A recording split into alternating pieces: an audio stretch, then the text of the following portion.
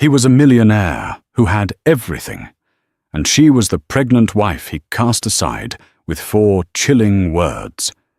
"Pack your things." He told her to be gone by morning, leaving her with nothing but a broken heart and the child growing inside her. But he never imagined his own mother would be the one to orchestrate his downfall. This isn't just a story of betrayal, it's a story of a hidden plan, a mother's secret, and a wife's incredible fight for redemption. What happens when a woman with nothing left to lose discovers a strength she never knew she had? Stay with us. The scent of money was something Ava never thought she'd get used to. It wasn't the crisp smell of new bills, but something more ambient and pervasive.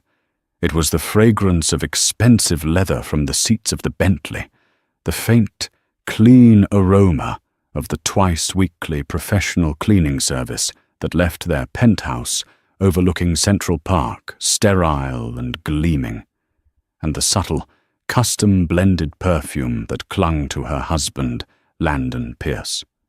It was the smell of a life so far removed from her own upbringing in a quiet, tree-lined street in suburban Ohio that it often felt like a dream she was perpetually afraid of waking from. Their home was a testament to Landon's success. Floor-to-ceiling windows framed the city like a living art installation, the lights twinkling below like a carpet of fallen stars. The furniture was minimalist, chosen by an interior designer whose name was whispered with reverence in magazines Ava now received, but rarely read. Every object had its place, every surface a mirror-like shine. It was beautiful, impeccable, and at times suffocatingly silent. It was Landon's world, and she was just his most prized acquisition. She met him at a charity gala she'd been working as a junior event planner. He had been a whirlwind of charm and intoxicating confidence, his tailored suit fitting him as perfectly as the easy smile on his handsome face. He'd pursued her with a single-minded intensity that was both flattering and overwhelming. He'd sent bouquets of rare, out-of-season peonies to her tiny walk-up apartment, whisked her away to Paris for a weekend on a private jet, and showered her with gifts that cost more than her yearly salary. He had painted a future for her so dazzling it had blinded her to the faint, almost invisible strings attached. Now, 2 years into their marriage, those strings had become gilded chains. Landon loved her, she believed, but he loved her in the way he loved his vintage Patek Philippe watch or his first edition copy of The Great Gatsby. She was an object of beauty to be displayed, maintained and controlled. Her opinions, once sought after with such performative interest, were now gently dismissed. Her career, which she had been so proud of, was deemed unnecessary. "Why would you want to work, my love?" he'd murmured one evening, his hand tracing the line of her jaw as they stood before the vast window. "You have everything you could ever need right here. I've given you the world." And she, lost in the intoxicating haze of his affection and the sheer luxury of it all, had agreed. She had traded her independence for security, her ambition for comfort. The trade had seemed worth it at first, but loneliness was a creeping vine, and it had slowly begun to wrap itself around her heart. His business, a sprawling tech empire he'd built from the ground up, consumed him. He was often gone, flying to Singapore, London, or Dubai, leaving her in the silent, echoing penthouse with only her thoughts for company. The news of her pregnancy had been a beacon of hope in her gilded cage. A baby. Their baby. It would be a piece of her in this world that was entirely his. It would fill the silence, give her purpose, and surely it would anchor Landon, tethering him to home in a way she alone could not. When she told him, his reaction was, like everything else about him, perfectly curated. He'd smiled, a brilliant, camera-ready flash of white teeth. He'd kissed her forehead and called her his clever, clever girl. He'd immediately called his mother, Margot, a formidable woman who resided in a sprawling estate in Greenwich, Connecticut. "Mother, you're going to be a grandmother," he'd announced, his voice booming with proprietary pride. Ava had felt a surge of pure, unadulterated joy. This was it. This was the moment their life would truly begin. The moment they would transform from a power couple in a magazine into a real family.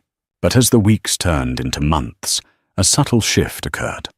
Landon's initial excitement morphed into a new form of control. He hired a nutritionist who provided Ava with a strict, joyless diet. He insisted she see a private obstetrician on the Upper East Side, a man with a clipped, dismissive tone who treated her questions as if they were childish interruptions. He vetoed her suggestions for nursery themes, instead hiring the same interior designer to create a space in muted, gender-neutral tones of grey and beige that felt more like a showroom than a child's room. "It's about giving our child the best, Ava," he'd said, his tone leaving no room for argument. "Only the best. The baby, her baby, was already being branded with the Pierce family seal of excellence, another acquisition to be polished and perfected. The first real crack in the facade appeared during a dinner with some of his business associates. Ava, now 6 months pregnant, and feeling the gentle flutter of life inside her, had been recounting a humorous story about her own childhood, about building a ramshackle treehouse with her father. She had just reached the punchline when she noticed Landon's gaze. It was cold, sharp, and utterly devoid of the affection he usually showed her in public. It was a look that said, "You are embarrassing me." He didn't say a word, but his fingers tightened ever so slightly on his wine glass. The message was as clear as if he'd shouted it across the table. She faltered, her story dying in her throat. The moment passed, the conversation moved on, but the chill of his disapproval lingered. Later that night, as she lay in their vast, empty bed, the silence of the penthouse pressed in on her. Landon was in the study, his voice a low, indecipherable murmur on a conference call. She placed a hand on her swelling belly, a protective, instinctive gesture. The baby kicked, a tiny, reassuring thump against her palm. A tear slid down her temple and into her hairline. She had everything a woman could ever want: a wealthy, handsome husband, a home that was the envy of millions, a child on the way. She was living a fairy tale. So why did she feel like a prisoner? The beautiful, panoramic view of the city from their window had never looked so much like the bars of a cage. And for the first time, she wasn't sure if the man she had married was her prince or her warden. The scent of money no longer smelled like success. It smelled like decay. The evening it all fell apart began, ironically, with a gift. Landon returned from a 3-day trip to Zurich and strode into the living room, a sleek, dark blue box from a famous jeweler in his hand. He was freshly shaven, his dark hair perfectly coiffed, and he wore a crisp white shirt that contrasted sharply with his tanned skin. He looked like the man from the magazines, the billionaire tech mogul, not the man who was about to shatter her world. "For you, my love," he said, his voice smooth as velvet. He opened the box to reveal a diamond necklace, a river of ice so brilliant it hurt to look at. It was ostentatious, impossibly expensive, and felt utterly wrong. "Landon, it's beautiful, but—" "Why?" Ava asked, her hand instinctively going to her swollen belly. She was 7 months along now, and her body felt heavy, unfamiliar. The baby was a constant, comforting presence, a secret conversation she had with the little life growing within her. "Because you're the mother of my child," he said, his smile not quite reaching his eyes. "And because we need to talk." The words, so innocuous on the surface, sent a jolt of pure dread through her. It was the tone, the flat, business-like cadence that he usually reserved for hostile negotiations. He gestured for her to sit on the white leather sofa, the one she'd always found beautiful, but profoundly uncomfortable. He remained standing, looming over her, a position of power he assumed so naturally she'd barely noticed it until now. "I've been thinking a great deal about our future," he began, pacing slowly in front of the vast window, the city lights a glittering, indifferent backdrop. "About what's best for the Pierce name, for my legacy." He spoke of his legacy as if it were a living, breathing entity, a demanding deity that required constant sacrifice. She had always been a part of that legacy, she thought. The beautiful, supportive wife. Now, the mother of his heir. "The thing is, Ava," he continued, turning to face her, his expression unreadable, "a legacy requires a certain image, a certain kind of strength and partnership. It needs to be flawless." He paused, letting the word hang in the air between them. Flawless, a word that had haunted their marriage, the flawless home, the flawless wardrobe, the flawless wife. "And I've come to the conclusion," he said, his voice dropping to a low, chillingly calm register, "that this isn't working." Ava's breath caught in her throat. The air in the room seemed to thin, the ambient hum of the city fading into a dull roar in her ears. What do you mean? This isn't working. The nursery, the birthing plan." "Landon, I don't understand." He gave a short, humorless laugh. "No, not the nursery. Us, you and me." The words hit her with the force of a physical blow. She felt the blood drain from her face, a cold, creeping numbness spreading through her limbs. This couldn't be happening. It was a nightmare, a cruel, twisted joke. "You're my wife," she whispered, the words sounding fragile, desperate. "I'm pregnant with our child, and you will be well compensated for your contribution," he said, the phrase so cold, so transactional, it made her stomach churn. "I've had my lawyers draw up a severance package. It's very generous. You'll be comfortable for the rest of your life." Severance package? Contribution? He was talking about their marriage, their child, as if it were a failed business venture. She was being laid off from the position of Mrs. Landon Pierce. Tears welled in her eyes, hot and stinging. "Generous? Landon, I love you. This isn't about money. What did I do wrong?" Her voice cracked, the question a raw plea for an explanation, for anything that would make sense of the dizzying, terrifying reality crashing down on her. He sighed, a sound of pure, unadulterated impatience, as if her emotional breakdown was a tedious inconvenience. "It's not about what you did, Ava. It's about what you are. You're nice. You're sweet. You're from a small town in Ohio. You were perfect for a time, a lovely chapter. But my life is moving in a different direction now. The circles I move in, the power I wield, it requires a different kind of woman by my side. Someone more formidable. Someone from my world." The cruelty of it was breathtaking. He was dissecting her, piece by piece, laying out all her perceived inadequacies as if they were facts in a prospectus. Her kindness, her gentleness, the very qualities he'd once claimed to adore, were now liabilities. "So that's it," she choked out, a wave of nausea rolling over her. "You're just throwing me away?" "I'm not throwing you away," he said, his voice softening into a tone of patronizing reason that was somehow worse than the cruelty. "I'm setting you free. You were never truly happy here, were you? In this world? You can go back to your simple life. You'll be a very wealthy woman. And as for the child," he added, his gaze flicking to her belly with a flicker of something she couldn't decipher. "Distaste, perhaps. My family will be involved.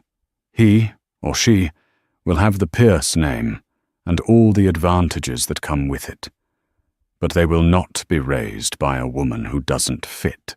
The finality in his voice was a door slamming shut, the lock clicking into place. The hope she had clung to, the belief in their love, evaporated, leaving behind a cold, hard vacuum of despair. This was not a negotiation. This was a verdict. She stared at him, the man she had loved, the father of her unborn child, and saw a stranger. The charming, attentive man she had married had been a performance, a carefully constructed illusion. This was the real Landon Pierce, ruthless, calculating, and utterly devoid of empathy. The power imbalance had never been subtle. It had been the entire foundation of their relationship. She had just been too blinded by the glittering facade to see it. He walked over to the bar and poured himself a whiskey, the clink of the decanter against the glass, echoing in the cavernous silence. He took a sip, his back to her. "I'll have my driver take you wherever you want to go," he said, his voice muffled. "But I want you to pack your things. I want you to be gone by morning." The 4 words, delivered with such casual indifference, were the final, devastating blow. Pack your things, like a guest who had overstayed her welcome, like a temporary arrangement that had reached its end. For a long moment, Ava couldn't move, couldn't breathe. The diamond necklace lay in its velvet box on the table, a cold, glittering symbol of her dismissal. The baby kicked again, a frantic, insistent flutter, as if it could sense its mother's terror. That tiny, unseen life was the only thing that kept her from shattering completely. Slowly, shakily, she pushed herself up from the sofa. Her legs felt like lead. She looked around the perfect, sterile room, at the life that had been a lie. And then she looked at the stranger who was her husband. The tears had stopped. In their place was a chilling, terrifying clarity. The gilded cage had been sprung open, not to free her, but to cast her out into the wilderness. And she was utterly, completely alone. The drive out of Manhattan was a blur. The city lights, once a source of wonder, smeared past the window of the black town car like weeping wounds. Ava sat numbly in the plush leather seat, a single, hastily packed suitcase beside her. She had moved through the penthouse like a ghost, pulling clothes from the walk-in closet at random, her hands shaking so violently she could barely zip the bag. Landon had not come to say goodbye. He had remained in his study, the heavy oak door firmly closed, a silent, final dismissal. She hadn't known where to go. Her parents were gone, and her few friends in the city were his friends, people who orbited his star and would surely side with him. The thought of calling them, of having to explain the inexplicable, was unbearable. In a moment of pure, unthinking desperation, she had given the driver the only other address she knew, the one that had been drilled into her for holiday dinners and weekend visits, the address of Margot Pierce. It was a mad, illogical impulse. Why run to the mother of the man who had just destroyed her? Margot was a Pierce, cut from the same cloth of old money and steely resolve. She was formidable, with a sharp intelligence and a gaze that seemed to see right through the polite facades of society. Ava had always been slightly intimidated by her quiet, observant presence, and her impeccably tailored Chanel suits. Margot was everything Landon had said he wanted in a wife. Powerful, connected, from his world. Running to her was like a lamb seeking shelter in a lion's den. But as the car ate up the miles on the Merritt Parkway, a strange sense of calm began to settle over Ava's panic. Margot had always been different. While Landon's affection was performative and conditional, Margot's was reserved, almost clinical. Yet there had been moments of unexpected warmth, a knowing squeeze of her hand after Landon had made a particularly cutting remark, disguised as a joke. a quiet question about her family in Ohio, showing she'd actually listened and remembered. They were small, almost insignificant gestures, but they were the only scraps of genuine kindness Ava had received from the Pierce family. It was a foolish hope, a shot in the dark, but it was the only one she had. The car turned onto a private, tree-lined lane in Greenwich, Connecticut. The gates to the Pierce estate loomed ahead, imposing and wrought iron. The driver spoke into an intercom, and a moment later, the gates swung open with a silent, heavy grace. They swept up a long, gravel driveway, past manicured lawns and ancient oak trees, toward a grand, Tudor-style mansion that looked as if it had been standing for centuries. The front door opened before the car had even come to a complete stop. Margot Pierce stood silhouetted in the warm light of the foyer. She was a tall, elegant woman in her late 60s, her silver hair styled in a chic, timeless bob. She wore simple black trousers and a cream-colored cashmere sweater. She wasn't smiling. Ava stepped out of the car, her suitcase feeling impossibly heavy. The cool night air was a shock after the climate-controlled car. She felt small and exposed on the grand stone steps. "Ava," Margot said. It wasn't a question. Her eyes, a startlingly clear blue, took in Ava's pale face, her tear-swollen eyes, and the single suitcase. There was no surprise in her gaze, only a deep, weary resignation. "I was wondering when you'd get here. Come inside." The interior of the house was the antithesis of Landon's penthouse. It was filled with history and warmth. Rich, dark wood paneling, shelves overflowing with books, and furniture that was old and comfortable, not stark and new. A fire crackled in a massive stone fireplace, casting a flickering golden glow over the room. It felt like a home, not a museum. Margot led her into a cozy sitting room and gestured to a deep, chintz armchair. "Sit, I'll have Mrs. Gable bring you some tea." Ava sank into the chair, the exhaustion of the last few hours washing over her in a debilitating wave. She felt a sob rise in her throat, and this time she couldn't stop it. The carefully constructed dam of her composure broke, and she began to cry. Deep, shuddering sobs of grief and fear and utter desolation. She expected a stiff, awkward pat on the shoulder, a platitude about keeping a stiff upper lip. Instead, Margot simply sat in the chair opposite her, her hands folded in her lap, and waited. She let Ava cry until the storm passed, leaving only hiccuping aftershocks. A moment later, a kind-faced housekeeper entered with a tray. Margot took the cup of steaming chamomile tea and handed it to Ava, her cool, steady fingers briefly touching Ava's trembling ones. "Drink this," she said, her voice soft but firm. "Then you will tell me everything. Not what Landon told you to say. Not what you think I want to hear. The truth." And so, the story tumbled out. The cold, transactional dismissal. The cruel words about her not being formidable enough. The severance package. The chilling finality of, "Pack your things."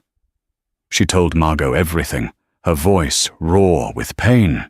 Throughout her account, Margot remained silent, her expression unreadable.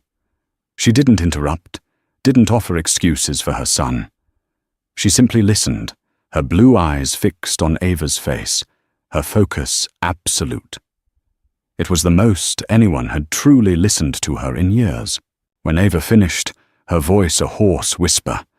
The room was silent, save for the crackling of the fire. Ava braced herself for the verdict, for the inevitable defense of her son, the polite but firm suggestion that she take the generous offer and disappear quietly. But Margot did not defend her son. She took a slow, deliberate sip of her own tea, her eyes dark with a complex emotion Ava couldn't name. It looked like anger, but it was older, deeper than that. It was an ancient, settled fury. "My son," Margot said finally, her voice laced with a bitterness that startled Ava, is a brilliant businessman. He knows how to build things, how to acquire them, and how to assess their value. But he is a fool. He has always been a fool when it comes to people. He sees them as assets or liabilities on a balance sheet.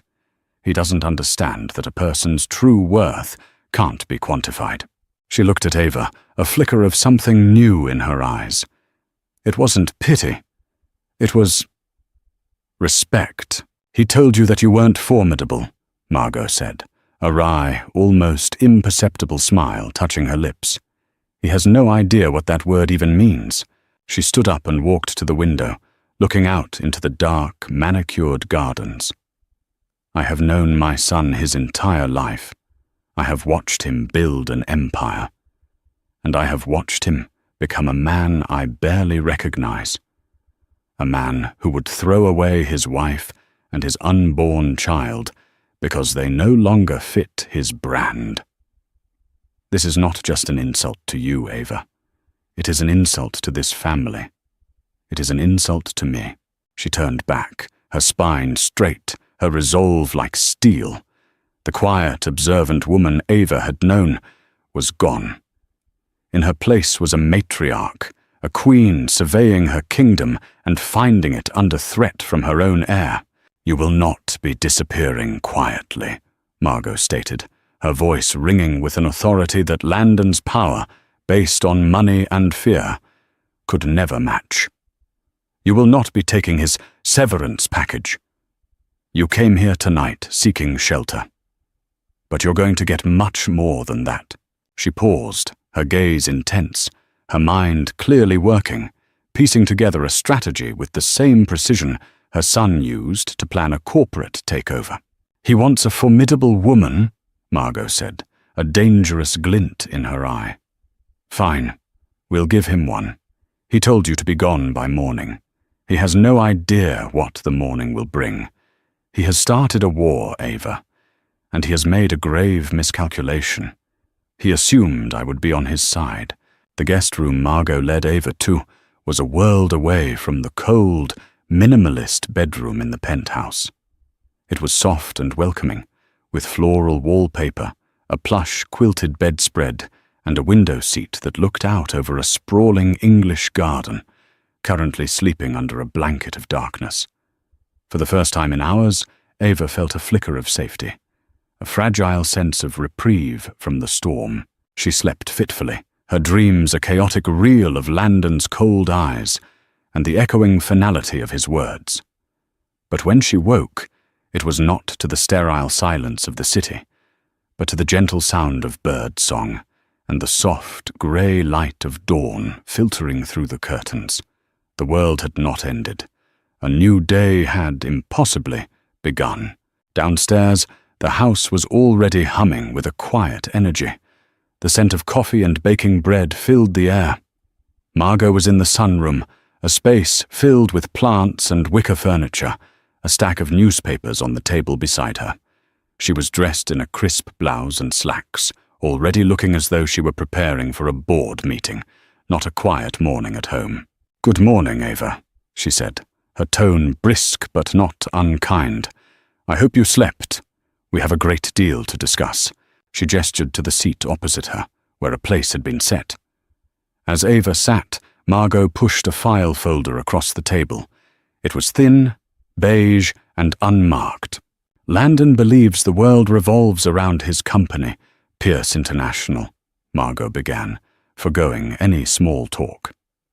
"In a way, he's right. His identity, his power, his ego, it's all tied up in that one entity. He sees you as a disposable accessory to that life. What he has forgotten is that I was his first investor." Ava looked at her confused. "Not just with money," Margot clarified. "I gave him his seed capital, yes, but I also gave him his first contacts. I introduced him to the people who would become the bedrock of his success. I taught him how to navigate the world he now claims as his own. He thinks he built his empire from scratch. He conveniently forgets that I provided the land, the tools, and the blueprint." She tapped the folder. Landon is a creature of habit and arrogance. He believes he is untouchable, that his control is absolute. That is his weakness. Our plan will not be a messy, public divorce battle. That is what he would expect. It would be fought on his terms, in the tabloids and courtrooms where his money gives him the advantage. No. We will fight him on a different battlefield. We will fight him from within. Ava opened the folder. Inside was a single document, a shareholder proxy statement for Pierce International. Her own name was listed, holding a small but not insignificant number of shares. It was a wedding gift from Margot, something Landon had dismissed as a sweet, maternal gesture. He had handled all their finances, and Ava had never given it a second thought. Those shares are your entry point, Margot explained, but they are not your weapon. They are merely your key to the building. Our true weapon is knowledge. For the next hour, Margot laid out the foundations of her plan. It was not a simple scheme for revenge. It was a masterclass in corporate strategy, delivered with the cold precision of a seasoned general. Margot, Ava realized, was not just a society matron. She was a brilliant, strategic mind who had been watching, listening, and waiting. Landon's greatest strength is his public image, Margot said, her eyes alight with a fierce intelligence. He is the visionary, the innovator, the self-made man. We are going to dismantle that image, piece by piece, not with accusations, but with facts. We will not attack him. We will expose him. The plan had 3 phases. Phase 1 was information gathering. Margot had a name, a man named Graham Westcott, a senior vice president at Pierce International. Graham is a good man, Margot said. He's been with the company since the beginning. He's loyal, but his loyalty is to the company, to the dream we all once had, not to the man Landon has become. He is nearing retirement, and he has become disillusioned. He sees the rot beneath the surface. He will be our eyes and ears. Phase 2 was building alliances.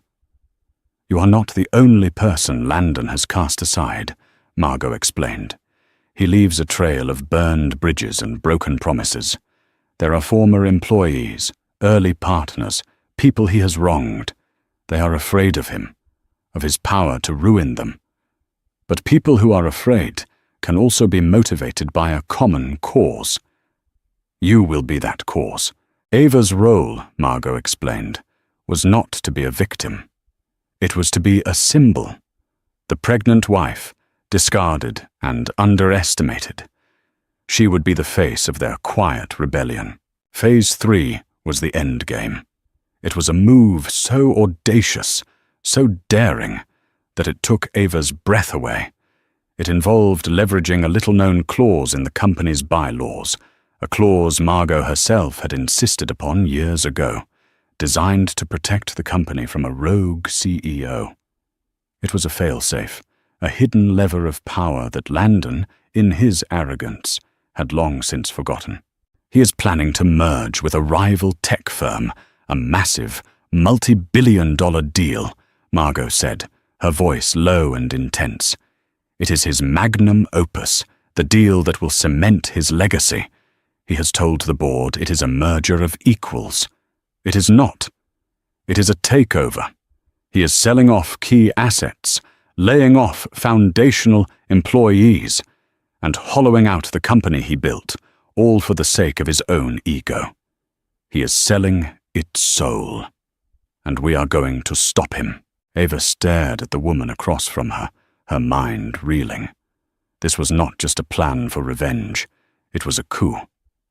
Margot was not just trying to help her.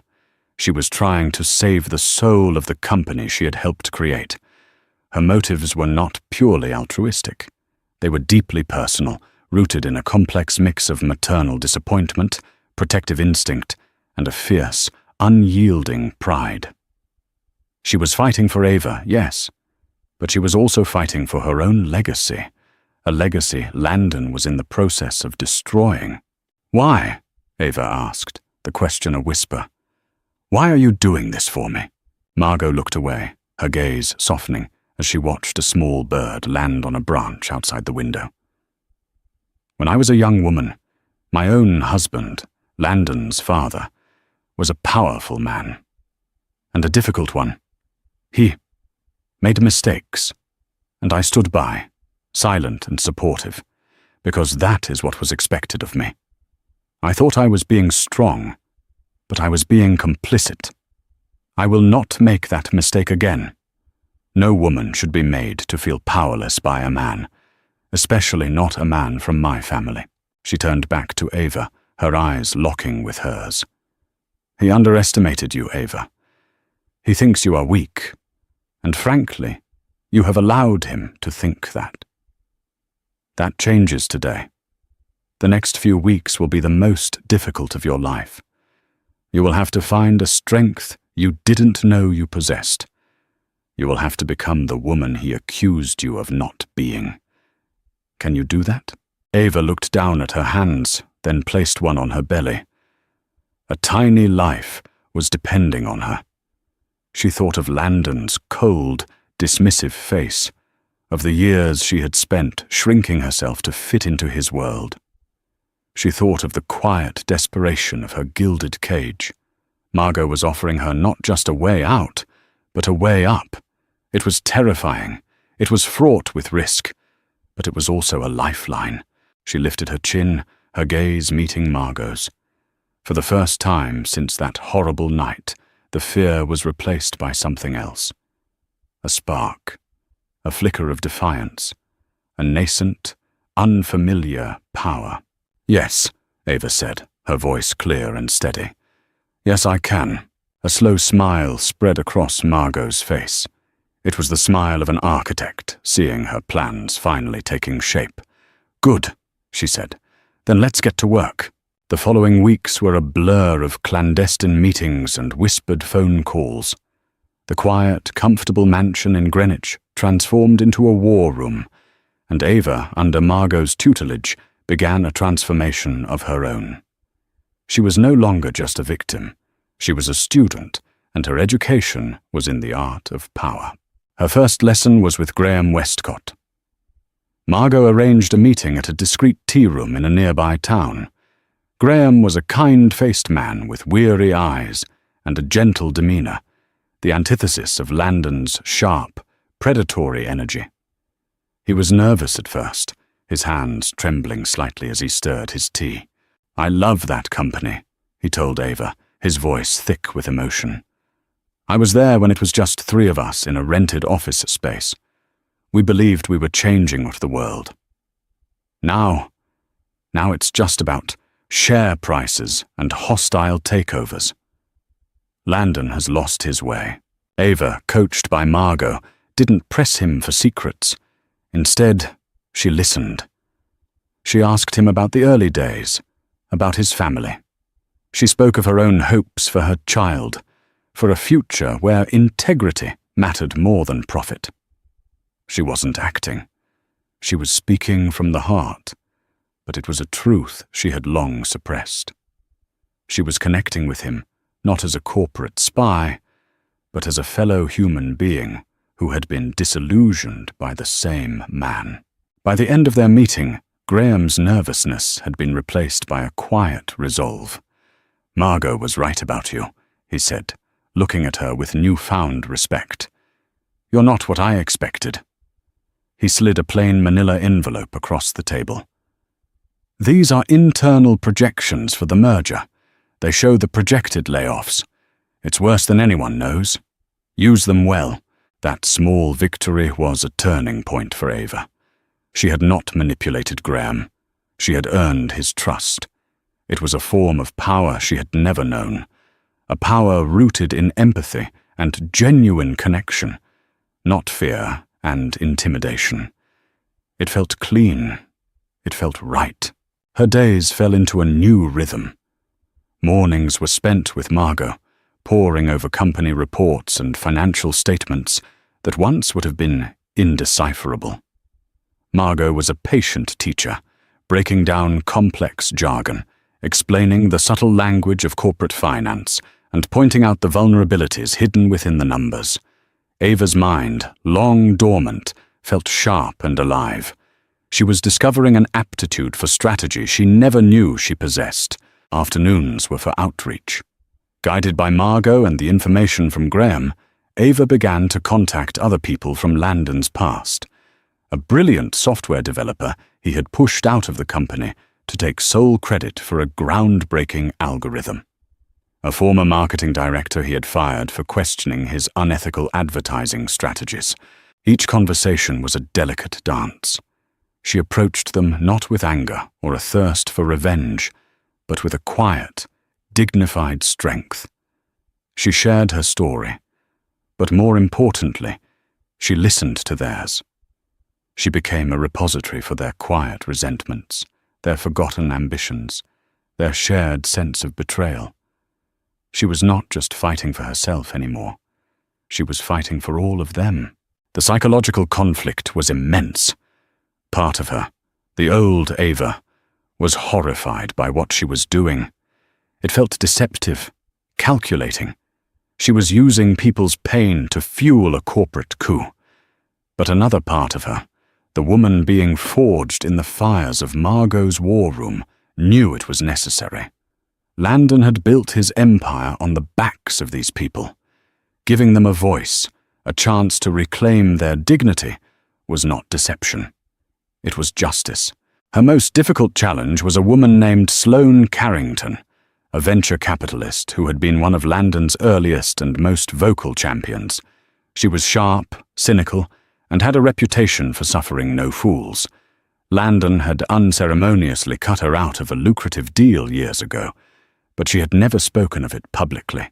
"Let me guess," Sloane said, her voice dripping with sarcasm over the phone. "The little wife got dumped, and now she wants to cry on my shoulder and get me to fight her battles. Not interested." Ava's heart sank, but Margot had prepared her for this. "I'm not asking you to fight my battles, Miss Carrington," Ava said, her voice steady, echoing the confidence Margot had instilled in her. "I'm offering you an opportunity to correct a market inefficiency. Landon Pierce's leadership has become a liability to the company you once invested in. His arrogance is about to cost the shareholders billions. I have the data to prove it. I thought that might be of interest to you." There was a long silence on the other end of the line. Ava could almost hear the gears turning in Sloane's mind. She had appealed not to her emotions, but to her legendary business acumen. "Send me what you have," Sloane said finally, her tone shifting from dismissive to intrigued. "No promises, but I'll look." It was a monumental win. Sloane Carrington's support would lend their cause an unimpeachable credibility. As the weeks passed, Ava felt herself changing, evolving. Her posture was straighter, her voice more confident.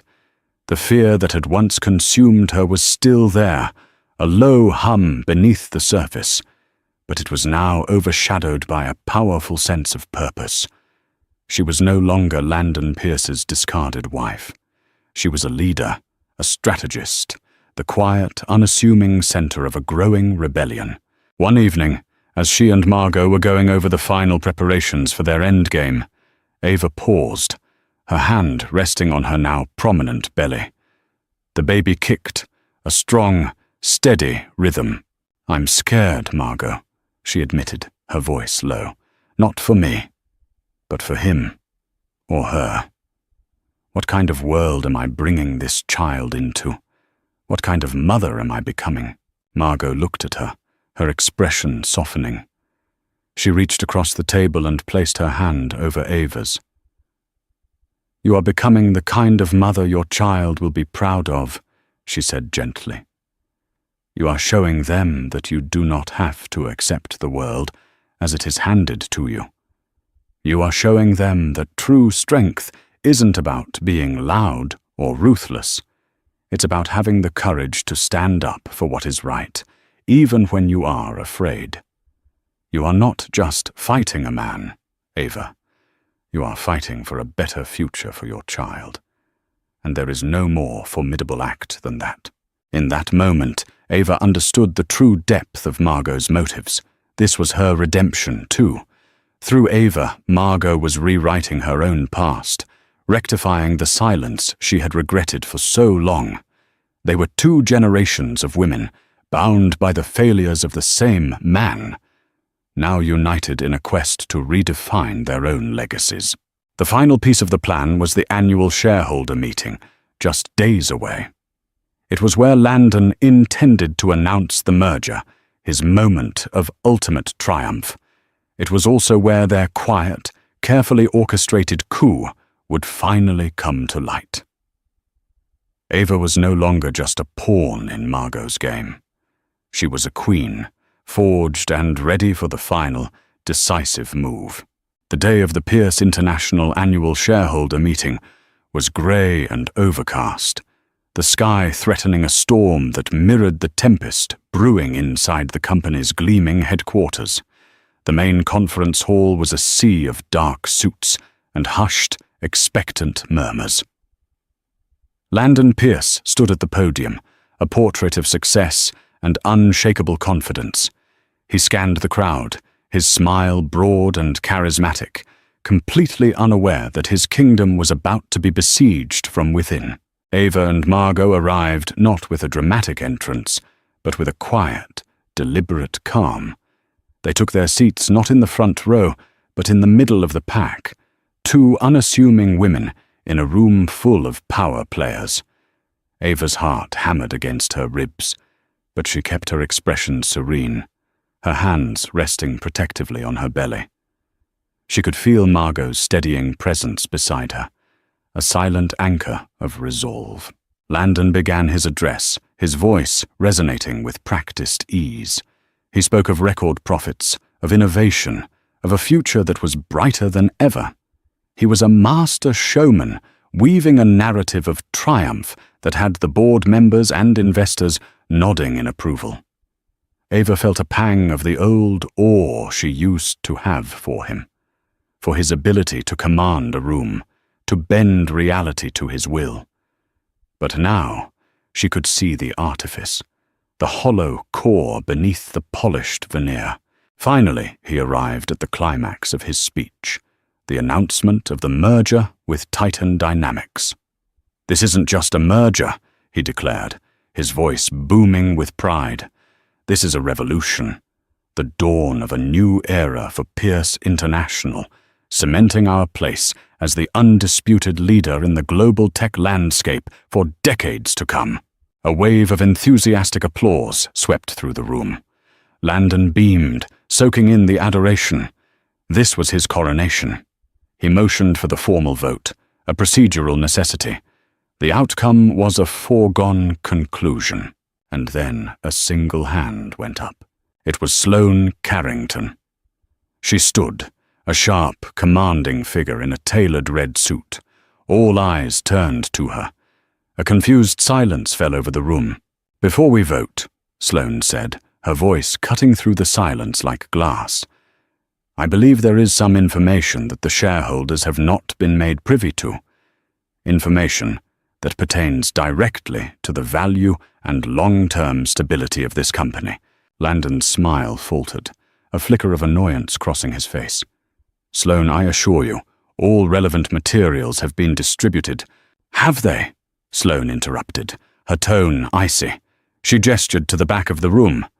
The doors opened, and Graham Westcott walked in, followed by 2 other senior employees Ava had spoken to. They began to distribute a slim, professionally printed report to every shareholder. On the cover, in bold, simple letters, were the words, "A report on the true cost of the Titan Dynamics merger." Landon's face went pale. He stared at Graham, his eyes wide with disbelief and a dawning, furious betrayal. "Graham? What is the meaning of this?" "It means the truth is finally coming out, Landon," Graham said, his voice shaking but clear. The report was a devastating, factual dismantling of Landon's narrative. It contained Graham's internal projections, showing that the merger would result in the termination of over 30% of the company's workforce. It included detailed analyses of the key assets being sold off at a fraction of their value. It laid bare the truth that this was not a merger, but a leveraged buyout that would leave Pierce International a hollowed-out shell, while personally enriching Landon and a small circle of his cronies. A panicked murmur rippled through the crowd as shareholders frantically flipped through the pages. The atmosphere of celebration had evaporated, replaced by one of shock and dawning anger. But Margot wasn't finished.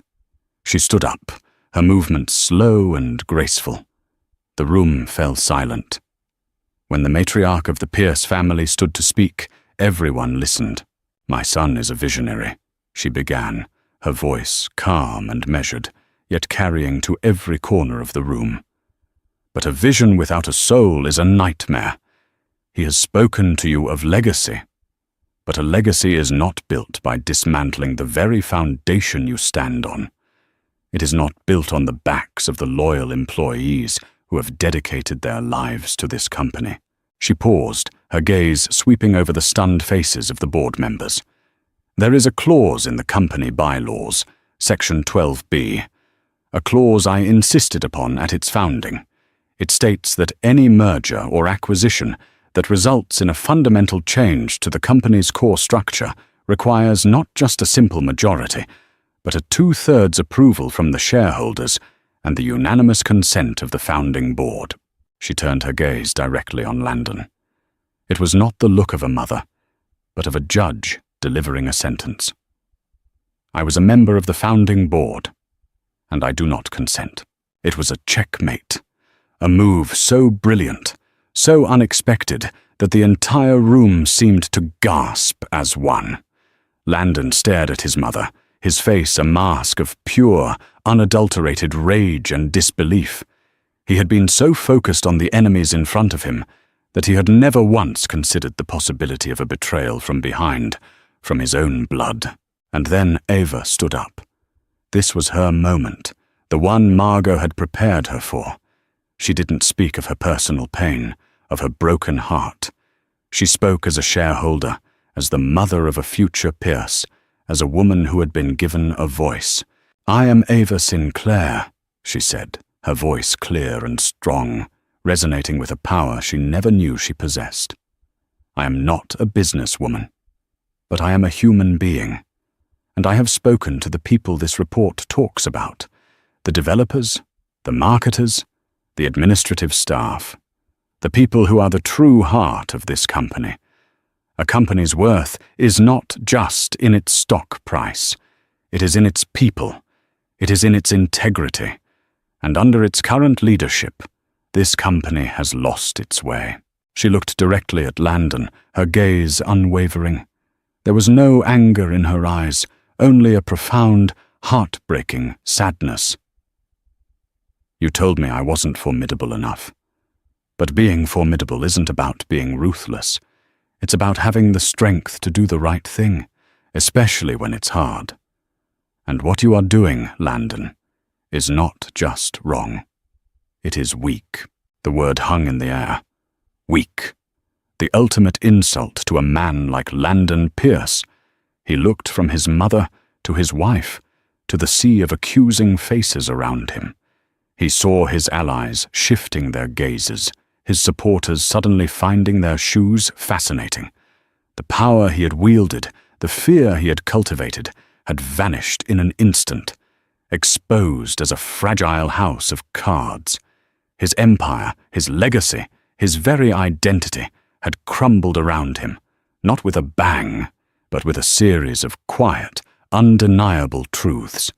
The revolution had been televised, and he was on the losing side. He was utterly, completely, and publicly defeated. The fallout from the shareholder meeting was swift and brutal.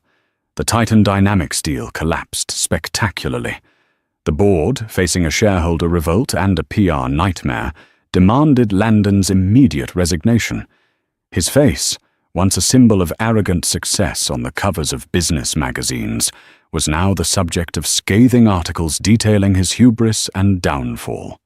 He had lost everything he valued: his company, his power, his reputation. He was a king without a kingdom. A week later, Ava was in the garden at the Greenwich estate, sitting on a stone bench surrounded by late-blooming roses. The autumn air was crisp and clean. She felt a sense of peace she hadn't known was possible, a quiet that wasn't empty, but full of promise. The war was over. She heard footsteps on the gravel path and looked up to see Margot approaching, carrying a small, ornate wooden box.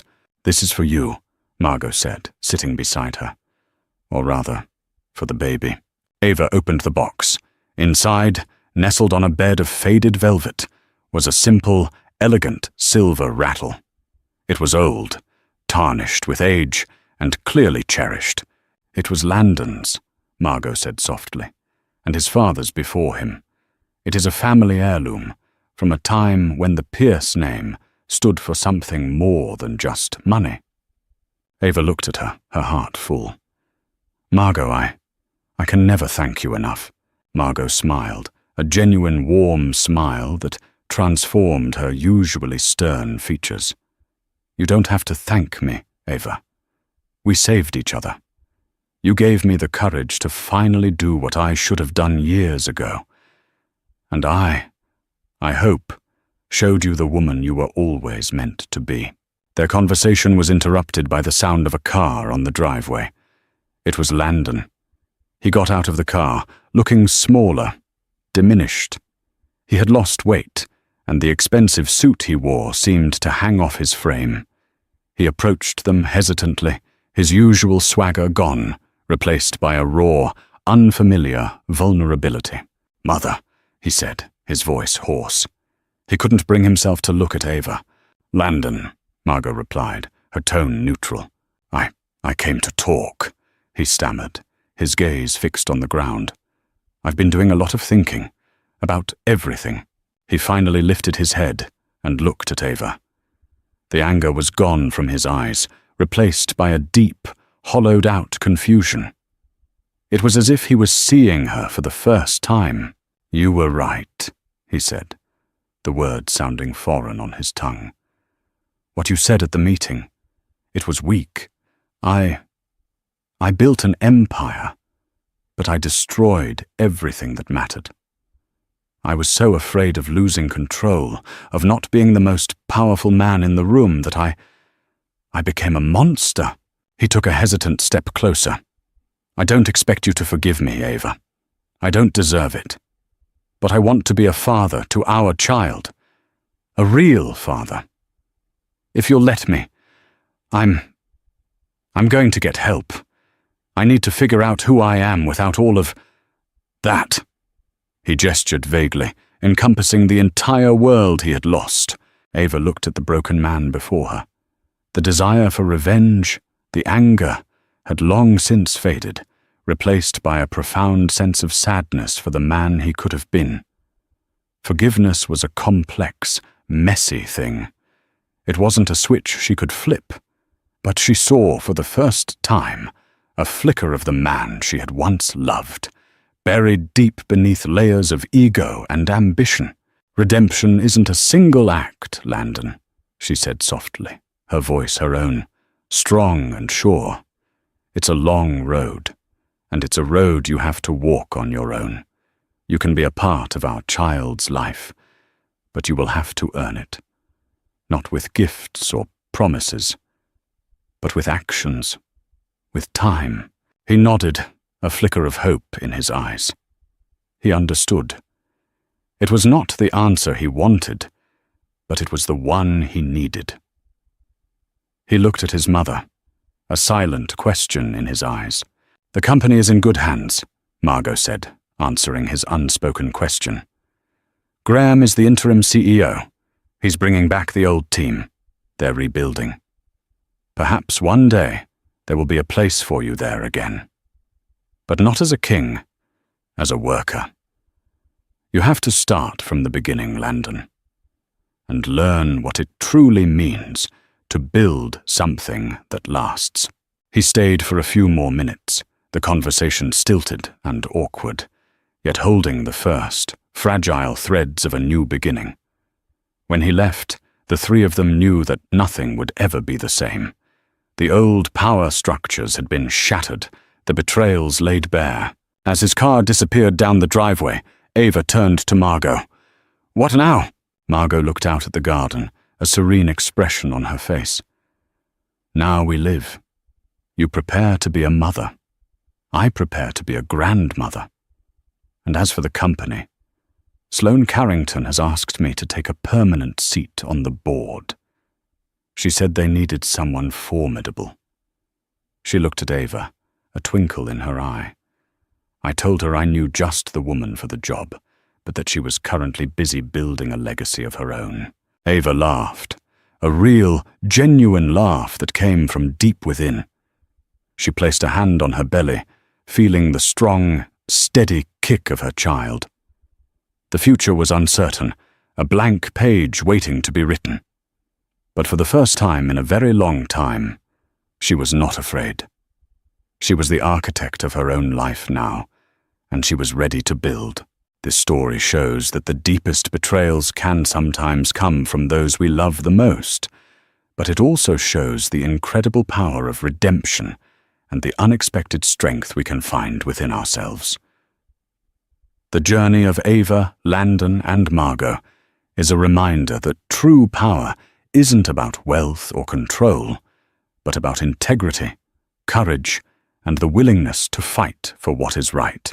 If this story of a wife's incredible stand and a mother's secret plan moved you, please give this video a like and share it with someone who loves a powerful story of justice and redemption. Don't forget to subscribe to our channel and hit the notification bell so you won't miss our next video. We want to hear your thoughts, so please leave a comment below. What part of Ava's journey resonated with you the most? Thanks for watching.